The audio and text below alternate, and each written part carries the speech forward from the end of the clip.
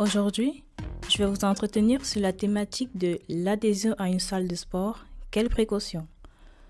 Summer body, prise de masse, perte de poids ou encore sensation de bien-être, peu importe la raison pour laquelle vous décidez de souscrire à un abonnement dans une salle de sport, il est important de prendre les précautions qui s'imposent.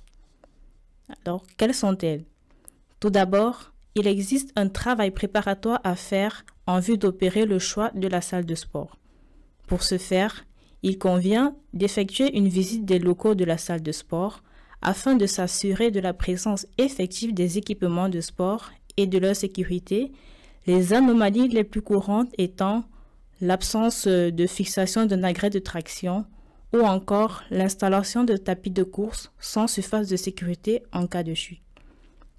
Il convient également de s'assurer que la structure est conforme sur le plan réglementaire, d'autant plus qu'en 2019, environ 65% des établissements contrôlés par les enquêteurs de la Direction générale de la concurrence, de la consommation et de la répression des fraudes, en abrégé DGCCRF, étaient non réglementaires en raison par exemple de la présence des clauses abusives dans les contrats d'abonnement, à l'instar de celles qui exonèrent le professionnel de sa responsabilité en cas de vol, de perte, d'accident et bien d'autres.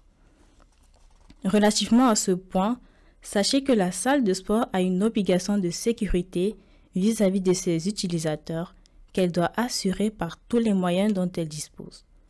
Sa responsabilité sera donc engagée si elle manque à cette obligation.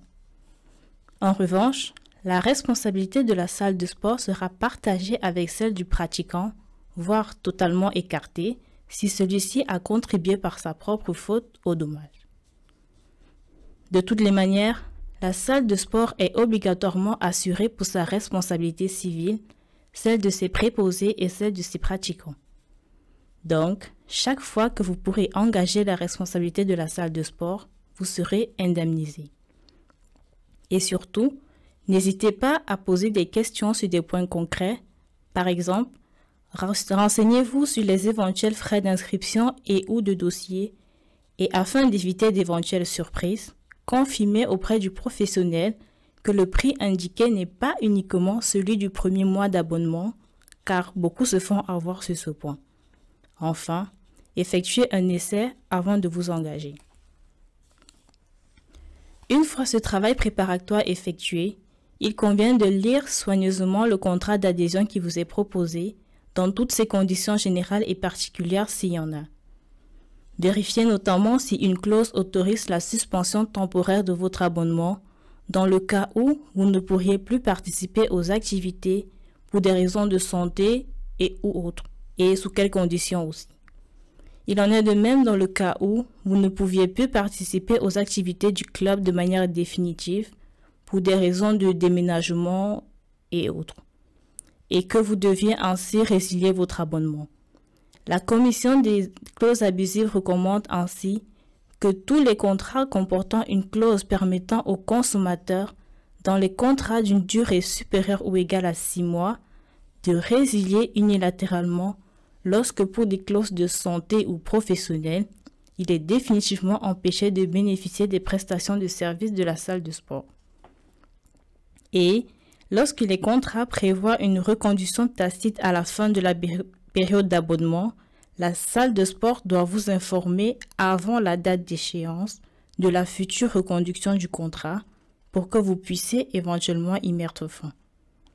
Notez en outre que lorsque le prix de la prestation est supérieur ou égal à 25 €, une copie du contrat d'adhésion signé ainsi qu'une note doivent vous être remises. Sachez par ailleurs qu'en cas de souscription d'un contrat à distance, c'est-à-dire par Internet ou hors établissement, à l'exception des foires et salons, vous disposez d'un délai de rétractation de 14 jours à compter du lendemain de la conclusion du contrat. Ce délai est utilisable en renvoyant le formulaire type qui doit être fourni par le professionnel. Il est cependant préférable de renvoyer le dit formulaire par courrier recommandé avec accusé de réception afin de pouvoir prouver que l'on exerce son droit dans le délai prescrit et éviter au maximum les risques de contentieux. Il est aussi possible de demander expressément le souhait d'utiliser le service avant l'expiration du délai de rétractation. Il s'agit alors d'une demande express qui ne peut pas simplement résulter d'une simple mention automatique dans les conditions générales, car le consommateur doit pouvoir accepter ou refuser une telle proposition. Je vous remercie de votre attention.